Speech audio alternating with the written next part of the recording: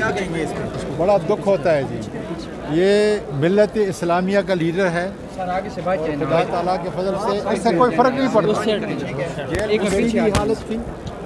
طور پر یہ عدالت کی تاریخ کا سیاہ ترین دن ہے کہ سارے آرگومنٹ ایک کیس کے اندر، ایک جیلی فرسودہ کیس کے اندر مکمل ہوتے ہیں، اور اس کے بعد جو ڈاکٹ ہے اس میں صرف جج صاحب آرڈر یا ججمنٹ جو ہے لے سکتے ہیں، اور اس پر اتنا طاقتوروں نے پریشر ڈالا، اس بیچارے کو یہ کہنا پڑا کہ میں ججمنٹ نہیں دیتا. اب دوسرے جج صاحب کو ہائی کورٹ نے چونکہ یہ کیس بھیجا ہے، اب جب پورا کیس مکمل ہو چکا ہے تو وہ یہ ججمنٹ نہیں دے سکتے. اس لیے ہمارے وکلاء اب ہائی کورٹ میں اس کے اپیل کریں گے کہ دوبارہ اسی جج صاحب کو، جہاں پہ پورا ٹرائل مکمل ہو چکا ہے، آرگومنٹ ہو چکے ہیں، اسٹیٹ کا اور ہمارا اتنا وقت جو ہے گزر چکا ہے. یہ میرا خیال ہے کہ پوری دنیا کے اندر ایک انوکھا کیس ہے جس کے اندر جج صاحب پریشر میں آ کے، انتہائی شریف جج تھا، پریشر میں آ کے وہ ججمنٹ نہیں لکھ سکے. میں سمجھتا ہوں کہ یہ عدلیہ کے اوپر ایک بہت بڑا داغ ہے، اور اس داغ کو دھونے کی ضرورت ہے تاکہ ملک کے اندر عدالتیں انصاف کی ترجمان ہوں. جی سر. جی بسم اللہ الرحمن الرحیم. آج آپ نے ساری پروسیڈنگ دیکھ لی ہیں.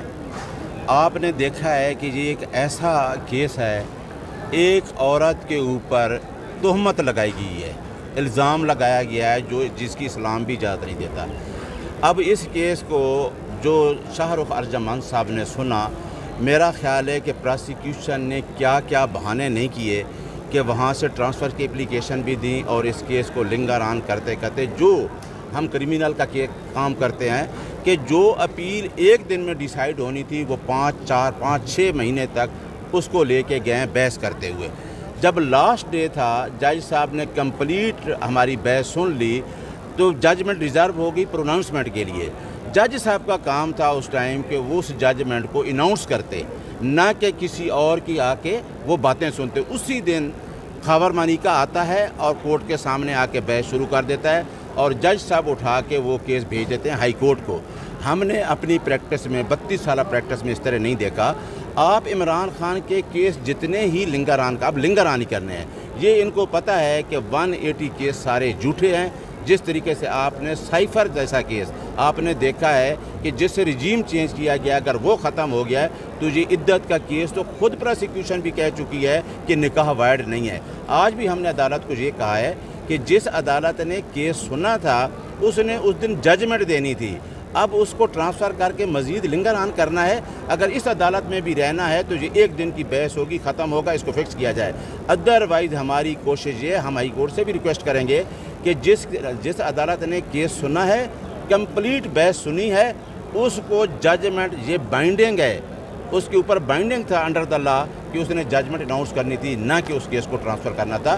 پروسیکیوشن آج بھی آپ نے دیکھا ہے رضوان عباسی صاحب کورٹ میں پیش نہیں ہو رہے، جس کیس کو پرسو کرتے آ رہے ہیں اور اس عدالت میں پیش ہو نہیں رہے. آج میں نے جج صاحب کو یہی کہا کہ آج جائے نہ پیش ہونا. آپ نہیں پروسیکیوشن سائٹ پہ میلا فیڈلی دیکھ رہے کہ پروسیکیوشن اس کیس میں آج کیوں نہیں پیش ہو رہی. لہٰذا ہم رول آف لا پہ بلیو کرتے ہیں.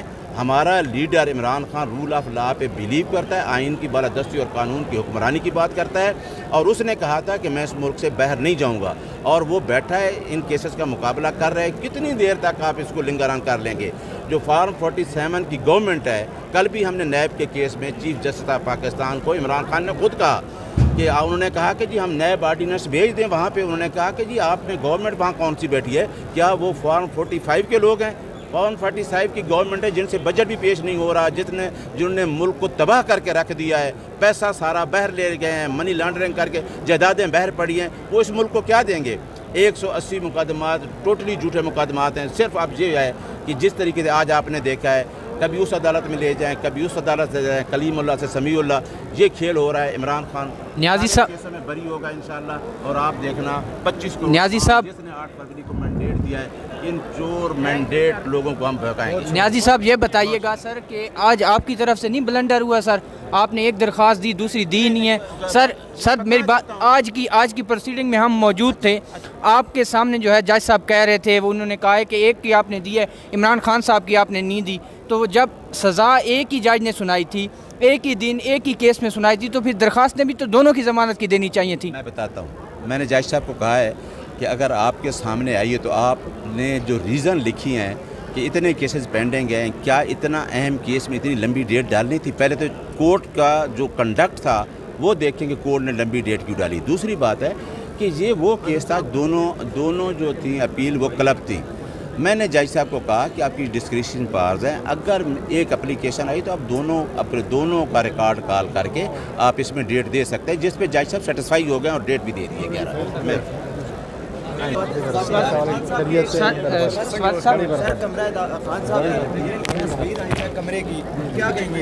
بڑا دکھ ہوتا ہے جی.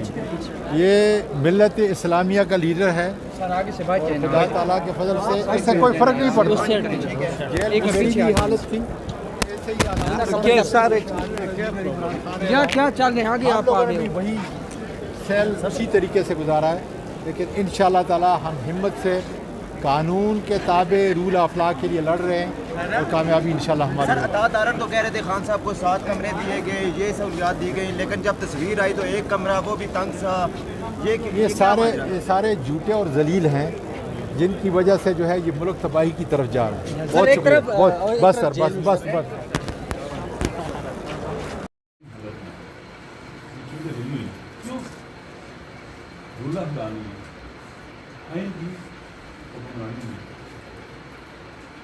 نا انصافی کا دور ہے, رواج ہے نا انصافی.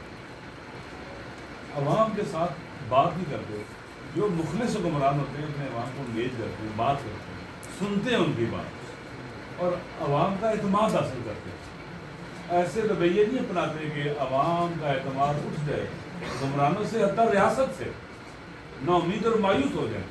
یہاں پہ دشمن فائدے اٹھاتا ہے, وہ دشمن پینیٹریٹ کرتا ہے, وہ گھس جاتا ہے. ایک گھر کے اندر بھی اگر والدین اپنے بچے سے محبت نہ کریں نا تو وہ دوسروں کے قریب چلا جاتا ہے اور پھر وہ برباد تباہ ہو جاتے ہیں. پاکستان کے عوام اس وطن کے بیٹے ہیں, مادر وطن کے فرزند ہیں, وہ پورے ملک کے اندر ایسی صورت ہے. لہٰذا آپ نے ان مخصوص علاقوں کو جو مرجر والے علاقے ہیں اور کے پیچھے اور بلوچستان کے علاقے بھی ہیں, آپ نے وار اگینسٹ ٹیرر کے اندر تباہ برباد کیا. ان کی پورا جو سیٹ سسٹم سوشل سسٹم تھا وہ تباہ برباد کر دیا. جب آپ نے سوشل سسٹم جو موجود تھا صدیوں سے اس کو تباہ کر دیا, پھر آپ نے وہاں پر دہشت گردوں کے حوالے کر دیا اور تباہ بھی انہیں کے ذریعے کیا. آج وہ لوگ امن چاہتے ہیں, وہ چاہتے ہیں ان کے بچے پڑھیں, وہ چاہتے ہیں کہ وہاں پر ترقی ہو, پیش رفت ہو.